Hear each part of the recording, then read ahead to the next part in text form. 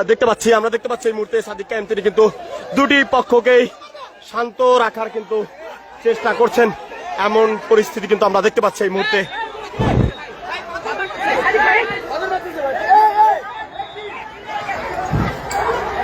আমরা দেখতে পাচ্ছি এই মুহূর্তে কিন্তু দুটি পক্ষের মধ্যে ইটপাটকেল নিক্ষেপের কিন্তু ঘটনা ঘটেছে এবং দেখতে পাচ্ছি ঢাকা বিশ্ববিদ্যালয়ের বিপি সাদিক কায়েম তিনি কিন্তু এই মুহূর্তে আমরা যে চিত্র দেখতে পাচ্ছি যে সাদিক কায়েম কিন্তু তিনি আবারও সামনের দিকে এগিয়ে যাচ্ছেন, সেই চিত্র কিন্তু আমরা এই মুহূর্তে দেখতে পাচ্ছি।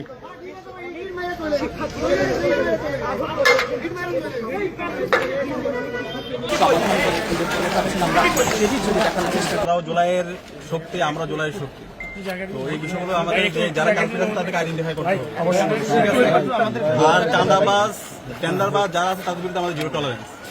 ঢাকা বিশ্ববিদ্যালয়ের এই জায়গায় শাহনেওয়াজ দলের 2-3 জন ভাই এবং ঢাকা কলেজের যারা ছিল তাদের বিষয়টা অনেকটা নিয়ন্ত্রণের ভিতরে চলে আসছে। আপনি আইয়ুব আলী কলোনির থেকে যারা অতি উৎসাহীরা বিষয়টা গোলাটে করার চেষ্টা করছে, কারণ আমরা পুলিশ প্রশাসন সহ সবাই বলছি, কারণ ঢাকা কলেজের সবাই আছে সহযোগিতা করছে এবং ঢাকা কলেজের সংগঠনের নেতৃবৃন্দ আছে এবং শিক্ষার্থীরা সবাই আসছে, আন্তরিকভাবে চেষ্টা করছে। পরিস্থিতি এখন স্বাভাবিক এবং এই সমস্যাটা সৃষ্টি করছে আপনার আইয়ুব আলী কলোনি।